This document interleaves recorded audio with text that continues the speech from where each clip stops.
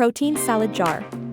Add dressing at the bottom, then chickpeas, tomatoes, cucumber, olives, kale and quinoa and store in the fridge for up to 3 days. Follow at Blendburn for tips and recipes.